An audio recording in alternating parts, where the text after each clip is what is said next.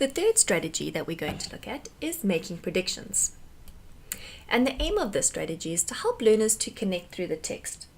When they're faced with difficult information, you want learners to begin to make predictions throughout the text to help them create some sort of meaning and understanding. The best way to describe this is think of reading a thriller novel.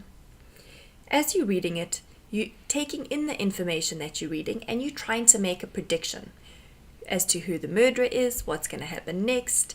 It doesn't even have to be a thriller novel. It could be any novel, a love story. You're going to predict who's going to end up with who, is someone going to break up, and the only reason you're making these predictions is because you're taking cues or information from the text and you're working with it in your active understanding zone.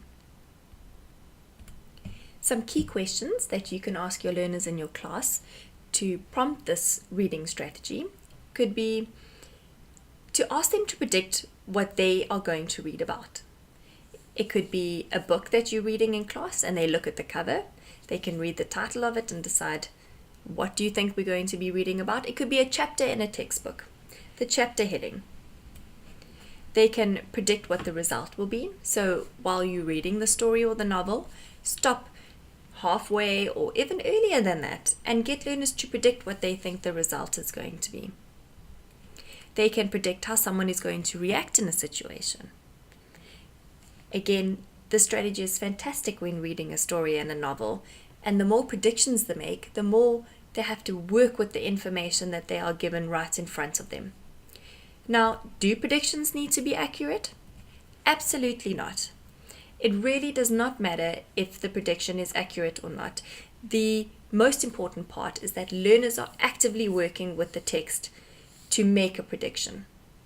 The other important part is to reflect on your predictions. So questions that you can ask in your classroom is, what do you think this is about? Why do you think this is important? What do you expect to read about? And what do you think will happen next? So let's look at these questions through a practical teaching example. The example is based around a poem, The Frame with No Picture. So the key questions you can ask is, what do you think this poem is going to be about? And here you give the learners the name of the poem and get them to think and predict what they believe the poem is going to be about. An example answer from one of the learners could be that this poem will be about something missing or something not happening or a loss. Another question could be, do you want to clarify your prediction? So the learners read the heading, and then after reading the next three couplets, ask the learners, would they like to change their prediction or would they like to make it more clear or precise? So now that they've been given a little bit more of information, would they like to amend or change their prediction? And an example could be, I think the poem is about something being taken or missing from our land unnecessarily. Another question could be, can you predict what you think is being taken from the land? And here, before you read the last couplets, at the end of the poem, which really explains everything, ask the learners to make a prediction about what they think is being taken from the land.